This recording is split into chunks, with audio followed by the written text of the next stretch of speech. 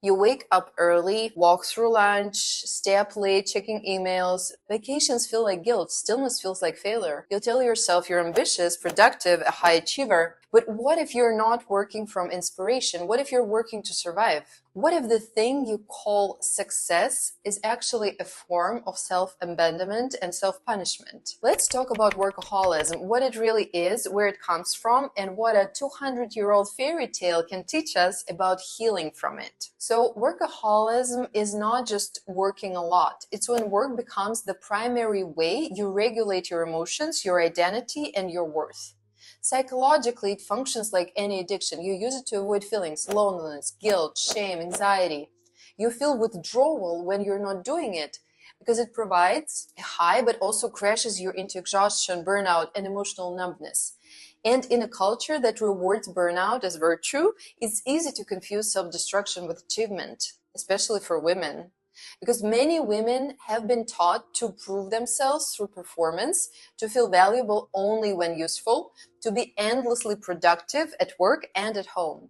But beneath all that doing is often a woman who hasn't felt safe simply being. So let me tell you a story. In a book, Women Who Run with the Wolves, Clarissa Pinkola Estés retells the tale of a poor girl who makes herself a pair of red shoes, beautiful, wild, imperfect, but hers. One day, an older woman adopts her, burns the shoes, and replaces them with black ones, proper, respectable, ladylike. The girl becomes disconnected from her soul. Years later, she finds another pair of red shoes, fancy polished. She puts them on, but these shoes are cursed. They begin to dance on their own. She cannot stop. She dances through forest, through grief, through shame. She dances until she's numb. She dances until she collapses.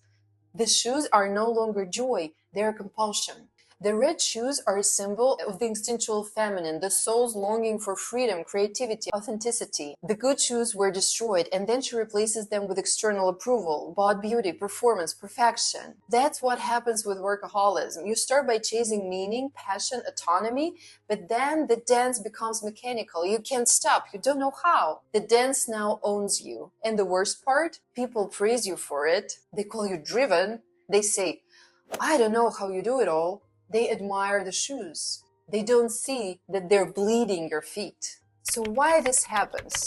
What are the psychological roots behind workaholism? Why do so many women fall into this? Well, first of all, of course, there's childhood conditioning. If you were raised to be the good girl, the achiever, the helper, you learned love was earned, not given.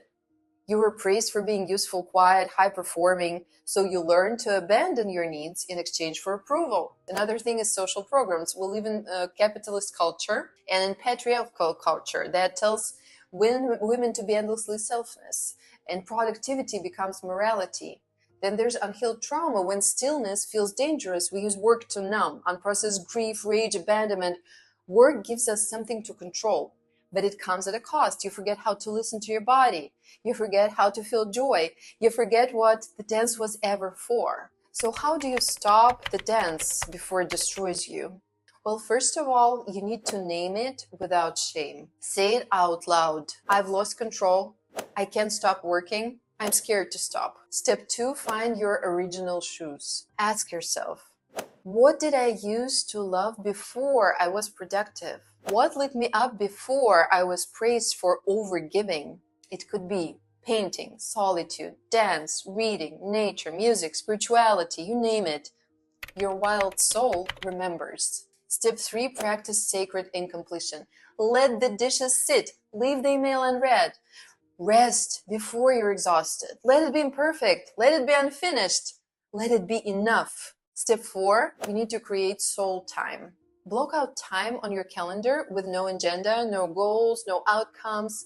That space is where your soul can take a breath. And step 5, reparent yourself. Become the mother who never burned the red shoes. Tell yourself, you're worthy, even when you're not useful. You get to rest, you get to play, you get to be. The red shoes were never the problem.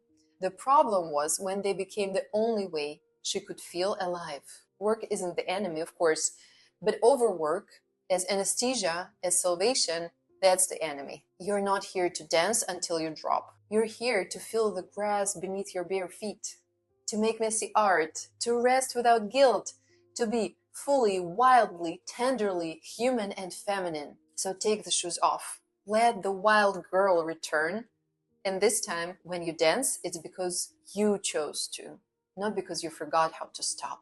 I'm Dr. Alena Prikhitska. I'm a psychotherapist and a researcher, and for the last several decades, I've been working with people all over the world to help them heal from trauma, learn emotion regulation, and I'm here on this YouTube channel sharing all the knowledge that I've gained throughout years. If you find it useful, please subscribe and share. I'm happy to have you here.